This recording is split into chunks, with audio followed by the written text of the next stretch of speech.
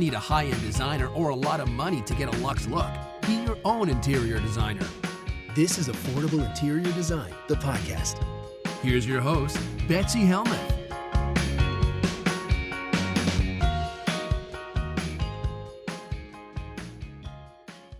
Hop into this mailbag.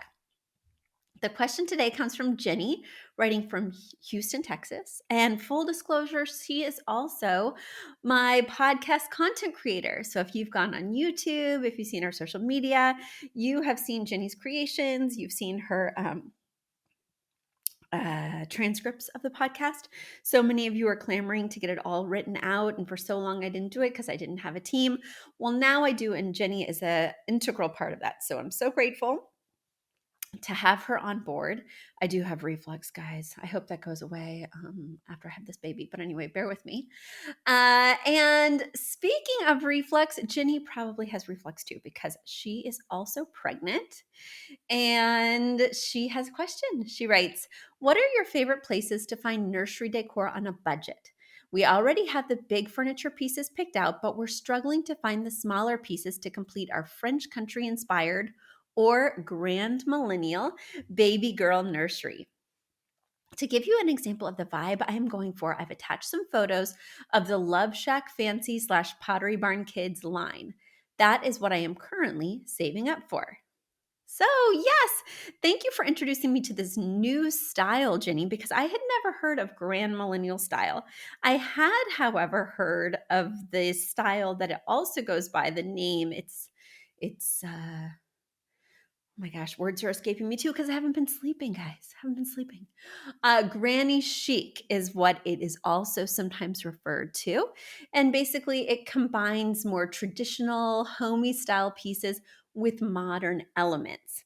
So it's not sleek or overly modern, but it embraces, some outdated elements like china patterns, floral patterns, prints, that kind of thing, but also introduces some pieces that don't feel like throwbacks, that don't feel like grandma's house, so that it feels a little bit fresher and more contemporary. I love this style. I love the look you're going for. The pictures that you've sent me from this Pottery Barn line have like gold ribbons. It has a lot of cream and ivory and filigree and beading on the mirrors. So there's just lots of ornate detail. There's chintz and ruffles on the bed. There's like a beautiful organza kind of netting. There's wallpaper that's intricate, crystals on the sconces. So guys, if you can kind of put yourself back in that world, think like Laura Ashley. Everything old comes back again. And you know what I find? I find that it's very limiting when looking for nursery pieces. So you could do the big ones like Pottery Barn Kids. I also like Pottery Barn Teen. Believe it or not, they have a lot of things that really span the generations that are fun.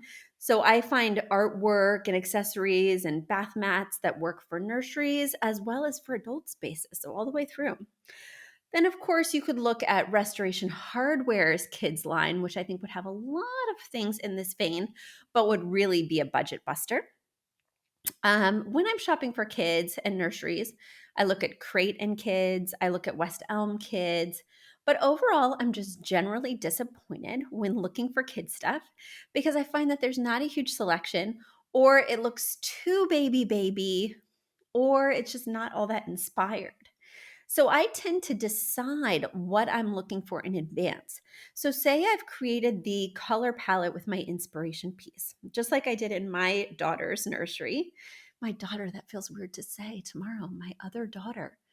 Wow, I just got goosebumps. Anyway, my other daughter, like I did for her nursery, is I'm reusing the rug from our primary bedroom in our last home because I already had it in this room when it was my art room. And I like the rug and it was expensive and it's a perfect fit, even though the texture is like very low pile. I wish I had something a little more decadent in there, but it's fine because I really love the colors. We've got like teal, navy, hot pink. and it's got like this kind of vintage or worn Persian pattern on it. So I really love it. I think it's a great inspiration piece. Then I also wound up using gold, but I just used a regular dresser that I found on Wayfair that was white with some intricate detailing on the drawer fronts and gold pulls. And then I put a white changing topper on top of that just screws onto the back. So when she no longer needs to be changed, you can just take it off and it looks like a normal dresser. And then I did some navy blackout curtains that have like a gold geometric detailing in them. So the dresser, the drapes, I did not get these elements at any kind of kids store because they aren't necessarily kid items. And in terms of like artwork, light fixtures, again, I had my color palette from the rug. So I was looking for macrame. I thought that would be really cute. And it's something that's soft because if you're putting something above a crib or above a changing table, you want, if the baby reaches up and pulls or kicks, that if it did fall, it would not hurt them. So that's why I love a macrame. So I got this amazing macrame on Etsy, and I literally just Googled teal macrame wall hanging. Then I wanted something above the changing table, and I literally just Googled hot pink navy teal artwork because I already knew the color palette. And when I was looking around at these other kids style places, it's like little farm animals or, little dainty initials. And it just didn't vibe with what I was looking for. So if you just decide in advance, I need a mirror, I need a bookcase, I need whatever, right?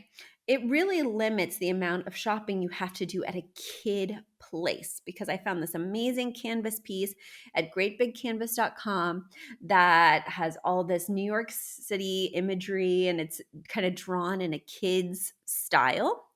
But it features those exact colors I was looking for. It's strung on canvas, so it's not heavy if she were to knock it down. So these are the kinds of elements that I would be looking for. So when you type this in, you may want to incorporate, you may find it's even cheaper incorporating actual antiques like I have done around here using auctionninja.com. I found a ton of amazing gilded mirrors, things that really look like the images that you're showing me, Jenny. But I got like this amazing gilded mirror that's an antique for above my record cabinet in the family room, and I spent $17. I probably spent more in gas going 45 minutes each way to pick it up, but that's another story. You can, on Auction Ninja, reduce the diameter that you want to drive and then just go to that location or just shop within that radius. But, excuse me, seeing as how I'm new out here, I like to drive and I like to go see all these new places in Connecticut that I'm not familiar with. So anyway, I think the takeaway here, guys, is when you're shopping for a crib, when you're shopping for, you know, crib sheets, when you're shopping for these things, it can be a great idea to just put in the color if you've already created the color palette, or just put in the word like floral drapes, pale pink and mint green, right? And then things will pop up from all different websites. But I find that there aren't a lot of kid websites that I'm super into that embrace very interesting and diverse styles. You kind of have to go with what's super popular right now, or you're not going to find anything. So I really prefer to cast a wide net and instead really decide in advance. The drapes will be navy, and I know they're going to be blackout, right? So I can just put the exact words that I want in the Google search bar and see the results come up that way. That's my piece of advice. I know it's not an inside scoop per se, but I think it will really help you and liberate you from these websites that are not only uninspired, but can often be quite expensive. A big thank you to Aton and the Embassy who wrote our theme song. A shout out to Catherine Heller who owns the podcast shop and is our editor extraordinaire. We also want to thank Ginny Sunasan and her team at the Savvy Podcast Agency for their help with our social, our YouTube channel, and so much more. We also want to thank Uploft, which is our parent company who supports this podcast. And lastly, we owe a huge debt of gratitude to you. Thank you so much for tuning in and for all your support.